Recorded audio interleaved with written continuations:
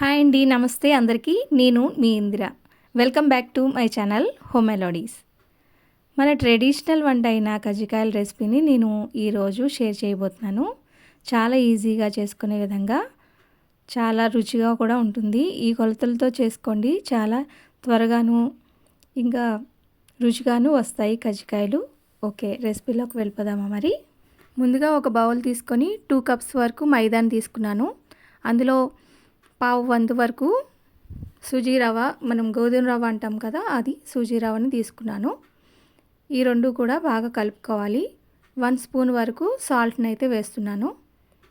సాల్ట్ని వేసుకున్న తర్వాత చేత్తో కాస్త కలుపుకున్న తర్వాత దీనిలో 3 స్పూన్స్ వరకు నెయ్యిని వేసుకోవచ్చు, లేదంటే ఆయిల్ ఉంటే ఆయిల్ వేసుకోవచ్చు. 3 స్పూన్స్ వరకు ఆయిల్ని హీట్ చేసుకొని వేసుకోవాలి. ఇలా నెయ్యిని వేసుకున్న తర్వాత ఇలా ముద్ద చేస్తే ముద్ద కట్టాలన్నమాట. ఇప్పుడు వాటర్ వేసుకుంటూ కొంచెం కొంచెంగా వాటర్ వేసుకుంటూ కలుపుకోవాలి పిండిని అంతటిని. బాగా జారుగా కాకుండా, మరి లూజ్గా కాకుండా, కొంచెం మరీ గట్టిగా కాకుండా మీడియంగా కలుపుకోవాలి. కొంచెం వాటర్ వేసుకుంటూ సాఫ్ట్గా అయ్యే వరకు కూడా కలుపుకోవాలి పిండిని. మరీ ఎక్కువగా వేసుకోకుండా స్లోగా వేసుకుంటూ కలుపుకోవాలి. పిండినంతటిని బాగా కలుపుకోవాలి. పిండినంతటిని బాగా కలుపుకున్న తర్వాత, సాఫ్ట్గా అయ్యే వరకు కలుపుకున్న తర్వాత 10 to 15 మినిట్స్ పక్కన పెట్టుకోవాలి. మూత పెట్టుకొని పక్కన పెట్టుకోవాలి. ఇలా చూస్తున్నారు కదా, ఇలా కలుపుకుంటే సరిపోతుంది పిండి. నేను చెప్పిన కొలతలతో తీసుకున్నారంటే బాగా క్రిస్పీగా వస్తాయండి. ఇప్పుడు ఒక గిన్నె పెట్టుకొని పొయ్యి మీద దాంట్లో 1 స్పూన్ వరకు నెయ్యి వేసుకోవాలి. ఇప్పుడు డ్రై ఫ్రూట్స్ని వేయించుకోవాలి. ఇలా డ్రై ఫ్రూట్స్ని కట్ చేసుకున్నాను. ఇక్కడ నేను జీడిపప్పుని, బాదంని తీసుకున్నాను.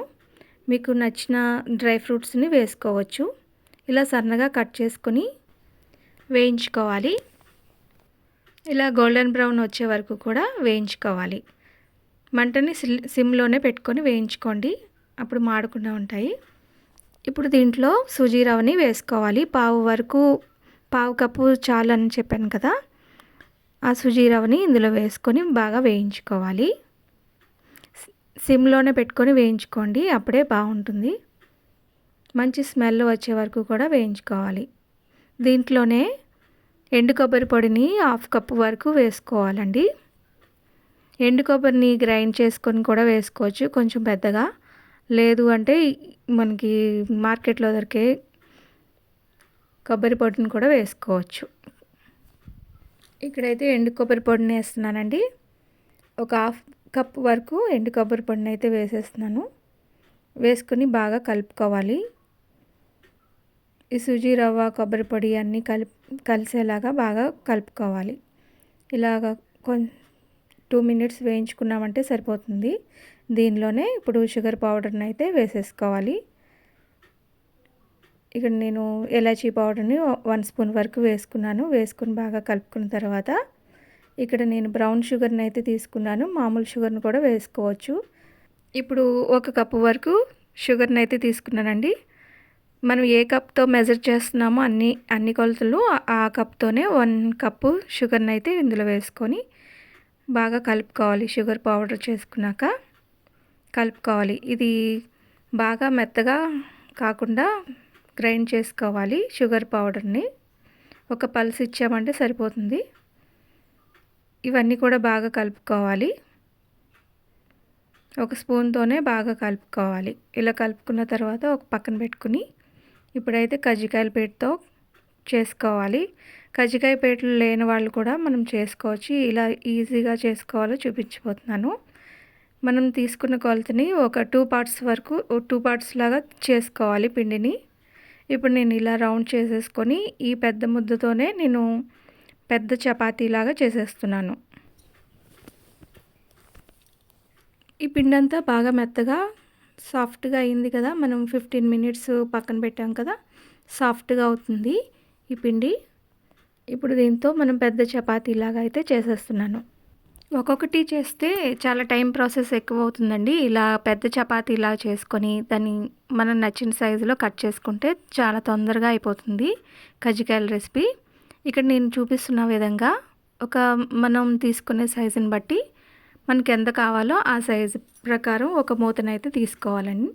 తీసుకొని ఇలా కట్ చేసుకోవాలి. మిగిలిన పిండిని ఇలాగా మొత్తం అంతా తీసేసి మనం చేసుకునే పిండిలో కలిపేసుకోవాలి. మరీ మందంగా కాకుండా మరీ పలుచగా కాకుండా చేసుకోవాలండి ఈ పెద్ద చపాతీలాగా. ఆ తర్వాత ఇలా కట్ చేసుకోవాలి. ఇప్పుడు కజ్జికాయల పేట ఉంటే కజ్జికాయల పేట మీద మనం ఇవి ప్రిపేర్ చేసుకోవచ్చు. లేదు అంటే ఇలా నేను చూపించిన విధంగా చేసుకోండి. ఇప్పుడు స్టఫింగ్ని 2 స్పూన్స్ వరకు వేసుకున్న తర్వాత అంచుల్ని వాటర్తో కవర్ చేసుకోవాలి.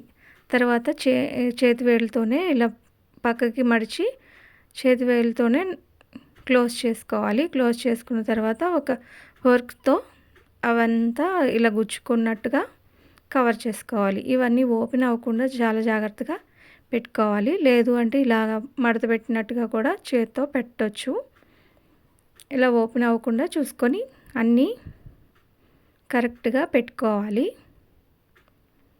మళ్ళీ మిగతా పిండిని కూడా ఇలాగే పిండిని అంతటిని ఇలాగే కవర్ చేసుకోవాలి. ఇవన్నీ చేసుకునే లోపల ఈ ప్లేట్లో ఉన్నవి ఆరిపోకుండా దీనిపైన తడి క్లాత్ని కప్పాలి. అప్పుడు ఈ పిండి అనేది విడిపోకుండా ఉంటుంది. లేదంటే మనం వేయించే లోపల ఈ పిండి క్రాక్స్ అనేవి వస్తాయి. అవి రాకుండా ఉండాలంటే కొంచెం తడి క్లాత్ దానిపైన చుట్టాలి.